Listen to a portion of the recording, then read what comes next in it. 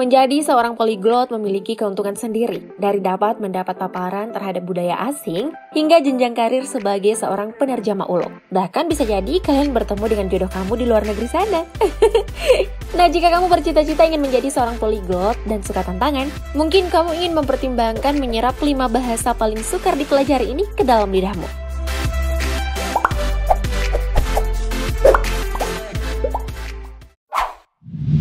Mandarin.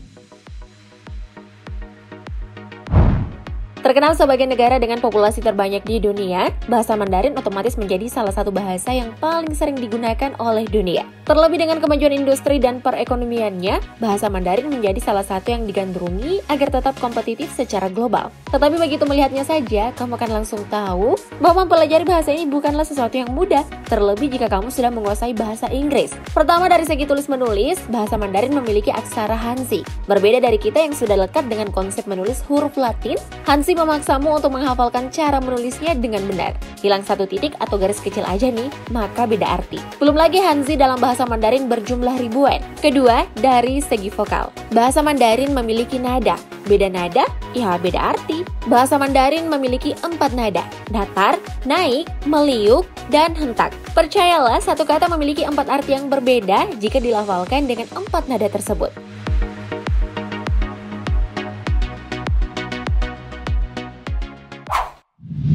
Arab. Bahasa kedua yang ternyata cukup sulit untuk dipelajari adalah bahasa Arab. Sama seperti Mandarin, bahasa Arab tersebar ke beberapa penjuru Timur Tengah dan Afrika. Beda daerah, beda jenis bahasa Arabnya. Tentukan dulu bahasa Arab mana yang kamu inginkan.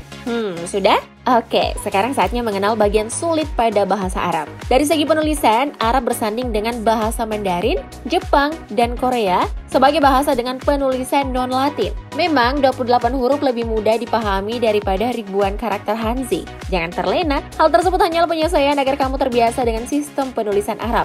Hal yang membuat membaca dan menulis dalam bahasa Arab sangat menantang bagi pemula adalah mengesampingkan sebagian besar huruf vokal saat menulis, sehingga membacanya saja sudah cukup sulit. Terbiasa menulis dari kiri ke kanan. Seperti yang kamu sudah tahu, penulisan Arab ditulis dari kanan ke kiri, bukan dari kiri ke kanan.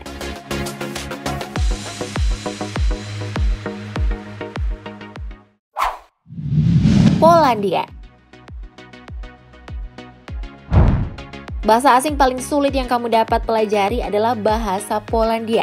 Eits, tenang saja. Dalam hal alfabet, bahasa Polandia memakai penulisan Latin. Jadi kamu tidak perlu takut. Mudah kan? Oh, tunggu sampai kamu melihat cara pengejaan dan tata bahasa Polandia. Pertama, dari segi tata bahasa, bahasa Polandia yang berasal dari rumpun bahasa Slavia Barat memiliki 7 kasus tata bahasa. Nominatif, gender, datif, akusatif, instrumental, lokatif, dan vokatif. Kalau melihat 7 kasus tersebut, sebenarnya bahasa Polandia 11-12 dengan bahasa Jerman. Nie tylko w sytuacji negacji, nie tylko. Hanya saja bahasa Polandia memang jauh lebih sulit. Alasan kedua adalah dari segi pengejaan. Kata-kata Polandia mayoritas disisipi oleh banyak konsonan, sehingga susah dan tricky untuk dibaca. Angielskiego. Uczę się języka polskiego. Rusia. Selanjutnya, bahasa yang cukup sulit untuk dipelajari adalah bahasa Rusia. Akan tetapi, kamu akan terdengar badass kalau bisa menguasainya.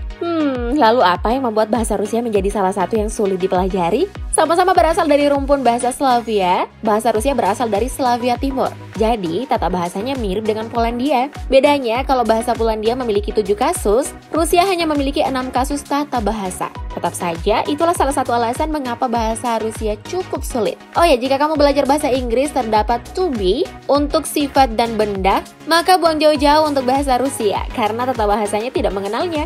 Jika kamu bilang I am student, bahasa Rusia hanya akan mengartikannya I student. Selain tata bahasa, bahasa Rusia memiliki banyak konsonan di kata-katanya. Seperti bahasa Polandia, sehingga membacanya saja sudah butuh tenaga ekstra.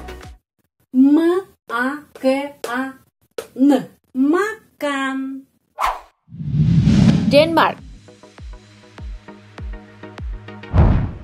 Sebenarnya dibandingkan dengan bahasa Latin di daftar ini, bahasa Denmark memiliki tata bahasa yang relatif mudah dipelajari. Malah, tata bahasa Denmark memiliki banyak kesamaan dengan bahasa Inggris. Jadi, apa yang membuat bahasa Denmark menjadi bahasa tersulit terakhir? Pelafalannya. Membaca tulisan bahasa Denmark hampir benar-benar melenceng dari tulisannya di atas kertas. Godmorgen.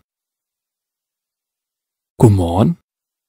Kok beda dengan tulisannya? Meskipun kesulitannya hanya di bagian cara baca, butuh waktu untuk menyesuaikan diri dengan ejaan bahasa Denmark. Hal tersebut menjadikan bahasa Denmark sebagai salah satu bahasa tersulit di daftar ini.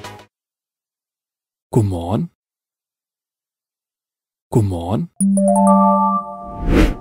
Itulah bahasa-bahasa tersulit yang dapat kamu pelajari sebagai tantangan. Dengan mempelajari bahasa-bahasa ini, kamu bukan hanya terpapar pada budaya lain, tetapi juga membuka kesempatan karir dan jodoh yang lebih jauh. Semangat, kamu pasti bisa. Terima kasih sudah menonton. Jika kalian suka video seperti ini, silahkan tekan tombol like di bawah ya. Dan jika menurut kamu video ini sangat bermanfaat, share ke teman-teman kalian. Thank you update lovers.